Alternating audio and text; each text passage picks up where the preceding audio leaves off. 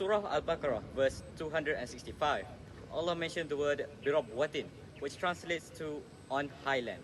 He compares those who spend their properties seeking Allah's pleasure with a large garden on a highland with heavy rain falling on it. In the era of modernization, unfortunately, the rain is not as pure as we think.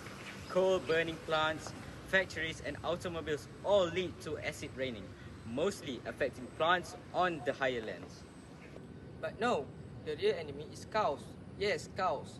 They are ruminants, meaning that microbes in their multi-chambered stomach help them digest by fermenting their food. This process produces the powerful greenhouse gas, methane. Methane in cow's milk rise into the air with evaporating water and fall back as ingredients of acid rain. Methane is a potent greenhouse gas. The ability of methane to warm the earth is 32 times stronger than that of carbon dioxide over a period of 100 years.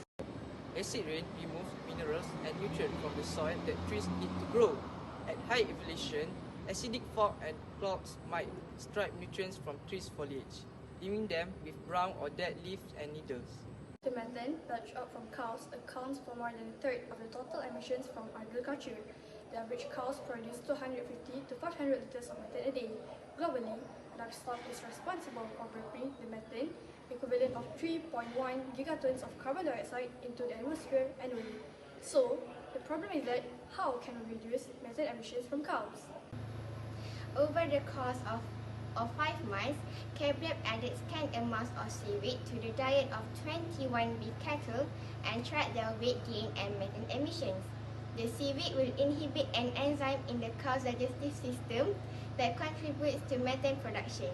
Cattle that consume doses of about 80 grams of seaweed gain as much weight as their herd mates while burping out 82% less methane into the atmosphere. The results were clear. Cows that consume seaweed emit much less methane, and there was no drop-off in efficacy over time. But it will be complicated and time-consuming too. The seaweed farm is basically a place where we plant the seaweed in massive numbers. Our farm does not require the ocean as the place to plant our seaweed. The farm will only be using aquariums instead. This means the farm can be located in places that are far from the sea. This way, we can easily export the seaweed fresh to the farmers that live far from the coast. To ensure healthy growth for the seaweed, the farm will prepare the optimum place for the seaweed to grow. The best conditions for the seaweed are with warm waters, 25 to 30 degrees Celsius, and nutrients, nitrogen and phosphorus are the two nutrients that limit seaweed growth and yields in most natural environments. By planting the seaweed as close as we can, like how they live in the wild, we can keep the nutrition needed to feed the cow and lowering the risk of poisoning the animals and the humans that consume it.